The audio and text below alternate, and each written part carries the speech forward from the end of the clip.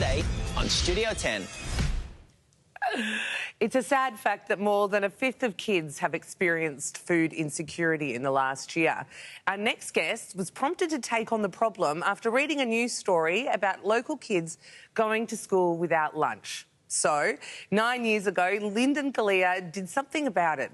And now his charity, EatUp, feeds hungry kids in more than 600 schools around the country. Yeah, they're fantastic. And he joins us now along with designer and philanthropist Tina Nettlefold with an exciting fundraising initiative. Lyndon, first off, congratulations. This is so important. Really great work from you. Tell us how EatUp began and what exactly you do.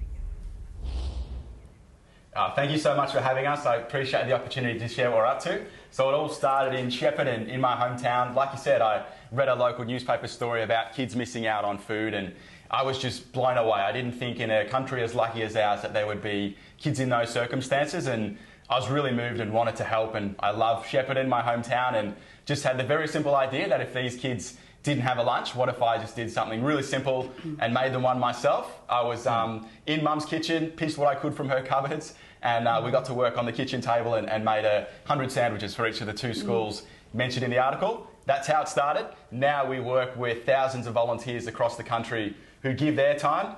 Like me, and Tina, they care deeply for kids in tough circumstances, give their time to make sandwiches, and then we drop them off to schools in need. Oh, good on you. What a beautiful thought to organically just come to your mind. How do you physically provide lunches for all these kids, and what kind of sandwiches do you make?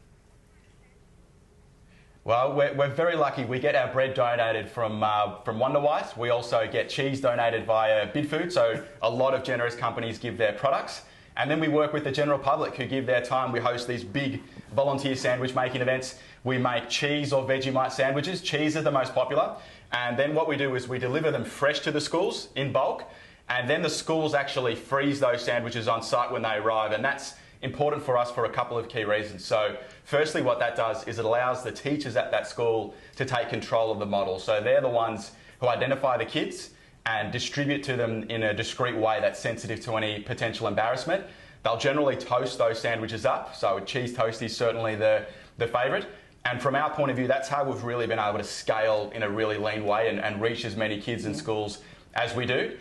So we're visiting each schools once every 3 weeks with the big drop-offs. Oh, well done. It's so beautiful. And one person can do so much, but it just takes that one person to get it going. But it takes a village. Tina, how did you become involved? Well, when I retired at 60 from interior designing, I just decided I wanted to give back somehow. I've always done some charity work, and I love children's charities. And I've always been a big believer that no child in this country should ever go hungry, especially in a country like ours. So I went looking for charities that were grassroots, and I loved their story.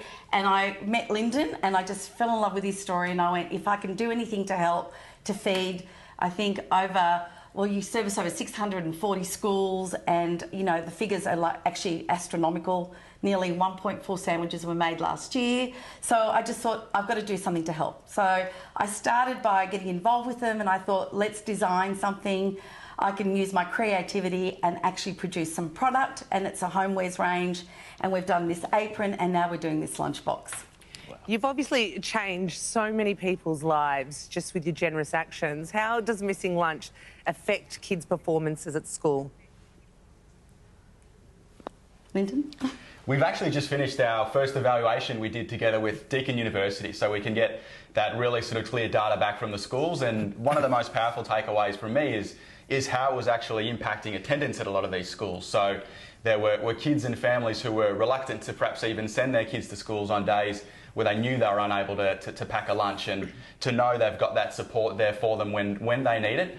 So it's not an all the time thing, but when families are in these circumstances, to have that child still go to school and not fall through the cracks of what is an amazing education system we have here was one of the biggest takeaways. But as you can imagine, I think even if we've not been in the same circumstances for the same reasons, we probably know ourselves when we've skipped a lunch, or whether it's a busy day or something's come up, you know you just can't concentrate, engage, get along with those around you. So to be able to do something so simple but hopefully have a really big impact, that's the reason we do what we do.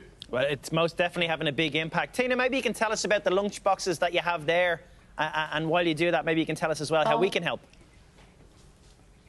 Oh, that'd be fabulous. So we've just put 3 lunchboxes together to show people how they can be used.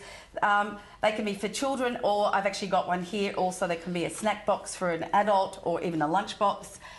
We actually did a collaboration with one of the largest lunchbox companies called the Little Lunchbox Company, and so this is a unique bespoke one for us. We did our design. We actually did our own signature colour. That's my company colour, and then we've got these 3 silicone little cups that go with it. That keeps things wet and dry easily. Latch-proof little, obviously part of the container. It's BPA free and also dishwasher safe. And we've done these fabulous stickers for the kids to put on with EatUp on them, and they can personalise it with their own little names on them if they like. So the way you can buy these to help back is, 100% of the profits go back to EatUp. I want to do everything I can to make this a success. So you can go online on T.House.com.au. It's tricky. The websites are always the hardest It always part. is, yeah. To find out every more... time I say those WWs, I get mixed up. Too many. I'll do one for you here. Yeah, to find out more about this great work, head to eatup.org.au.